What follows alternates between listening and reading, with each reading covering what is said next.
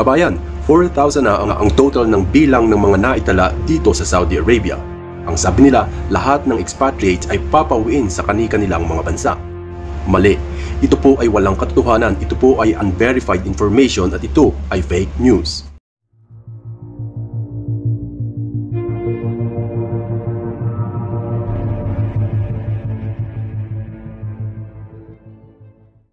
Hello mga kabayan, mga ka-OFW, maligayang pagbabalik sa aking channel NeedsM.tv.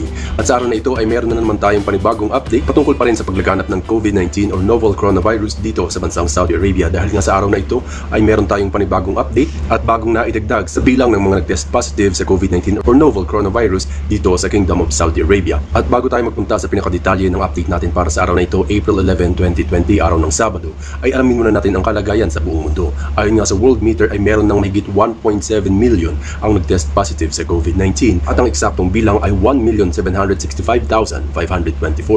Sa kasamaang palad ay marami na rin ho ang nasawi dahil sa virus na ito. Meron ng 108,042. Kahit paano ay meron pa rin magandang balita dahil tumataas pa rin ang bilang ng mga nakaka-recover sa virus na ito. Meron ng 400,708. At ang active cases natin sa buong mundo sa araw na ito ay 1,256,774. At alamin natin ang top 10 countries ng may pinakamaraming naitala ng novel coronavirus or COVID-19. Nangunguna pa rin dito ang bansang USA na meron ng mahigit kalahating milyon. Meron ng 524,000 plus na kaso at sila na ang may pinakamataas na bilang ng nasawi dahil sa virus na ito. Meron na silang 20,000 plus na mortality. At sumunod dito ang bansang Spain na meron ng mahigit 161,000 at merong mahigit 16,000 na binawian ng buhay. At sumunod dito ang bansang Italy na meron ng mahigit 152,000 na naitala at meron ng mahigit 19,000 na nasawi dahil sa virus na ito. Sumunod dito ang France na merong mahigit 129,000 at namatay na 13,000 plus. At ang bansang Germany na merong mahigit 123,000 na naitalang kaso at meron lang na naitala na 2,000 plus nasawi o namatay dahil dito. Ang bansang China na nananatili sa bilang na 81,000 plus at merong nasawi na 3,000 plus.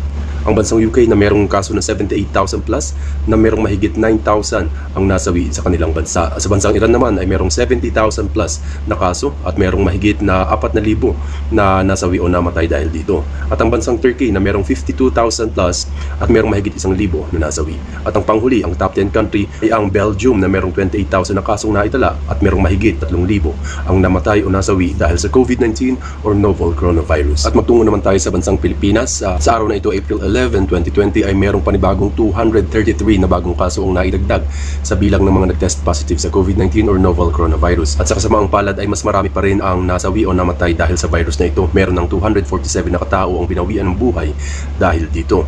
At ang magandang balita, kahit paano ay nadadagdagan pa rin ang mga gumagaling or naka-recover sa virus na ito. Meron ng 157 na katao ang fully recovered sa COVID-19. Ang total ng kaso sa bansang Pilipinas ay 4,428. At magtungo na nga tayo sa detalye ng balita natin dito sa bansang Saudi Arabia. Sa araw nga na ito ay naglabas ng anunsyo ang Ministry of Health at iba't ibang news agency dito sa Saudi Arabia kagaya ng Saudi Buzz, Saudi Gazette at Arab News. Sinabi nga na mayroong panibagong 382 na kaso sa araw na ito, April 11, 2020, araw ng Sabado, ang naidagdag sa bilang ng mga nag-test positive sa COVID-19 or novel coronavirus. At ang total natin sa Saudi Arabia ay mahigit 4,000 na. Meron ng 4,033 na katao ang nag-test positive sa COVID-19 or novel coronavirus. At ang bilang ng mga nasawi sa bansang Saudi Arabia ay meron ng 52 na katao. Sa kabutihang palad ay marami na rin ang mga gumagaling dito sa Kingdom. Meron ng 720 na katao ang tuluyang naka-recover or gumaling sa COVID-19 or novel coronavirus. At ang active cases natin sa araw na ito ay 3,261 na katao. At magpunta na tayo sa detalye kung saang mga rehiyon ang mga bagong naidagdag na kaso na ito dito sa bansang Saudi Arabia. Ayon nga sa Ministry of Health, ang pinakamaraming naitala sa araw na ito ay sa region ng Makkah na mayroong 131 na kaso ang naidagdag at sa Madina naman ay 95, sa Riyadh ay 76, sa Jeddah ay 50, merong 15 sa Dammam, merong 5 sa Yanbu, 3 sa Sabat al-Alaya, 3 sa Hufuf at tig-isa sa Qubar, sa Taif, sa Maysan at sa Al-Shamli, na nagtototal nga sa 382 na naidagdag sa araw na ito. At muli ang total natin sa araw na ito ay 4,033 na katao ang confirmed cases o mga nag-test positive sa COVID-19 or novel coronavirus dito sa Kingdom of Saudi Arabia. At ito naman ang total ng mga kaso per region at per city sa buong Saudi Arabia.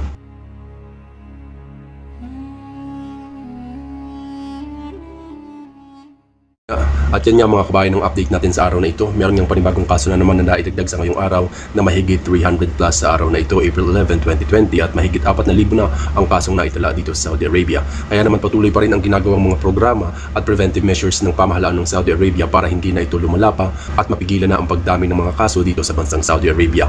Sa ngayon ay patuloy pa rin ang curfew sa iba't ibang bahagi ng Saudi Arabia. Meron ng mga 24 hours na curfew at meron panibagong strict 24 hours sa ilang distrito ng city ng Medina na kung saan nga ay merong strict 24-hour curfew na pinagbabawalan silang lumabas ng kanilang mga bahay. At muli kong pinapaalala mga kabayan na stay at home po muna tayo. Malaki pong contribution yan at malaking tulong dito sa bansang Saudi Arabia para hindi naman na madagdagan ang mga kaso dito sa bansa. At umiwas pumunta sa mga matataong lugar o pampublikong lugar. At isa sa pinaka-importante at recommended ng World Health Organization at Ministry of Health dito sa Saudi Arabia ay ang paghuhugas ng kamay. Ugaliin po natin maghugas ng kamay gamit ang sabon at ang tubig. At dito sa Saudi Arabia ay patuloy pa rin ang international travel ban. Patuloy pa rin hong nagaganap ang international travel ban at or local or domestic flights dito sa Saudi Arabia. Pati ang mga land transportations ay nakasuspendido pa rin ang mga bus, taxi at train. Kaya naman muli kong paalala sa inyo mga kabayan, doble ingat pa rin tayo at samahan natin ng dasal mga kabayan. Maraming salamat po sa pagantabay sa aking channel NinsM.tv. Kung gusto mong manatiling updated sa mga bagong kaganapan o videos dito sa Saudi Arabia ay click ang subscribe button o mag-comment dyan sa ibaba kung meron kong katanungan. Susubukan ko sagutin within 24 hours. Muli NinsM.tv, nagpapaalam.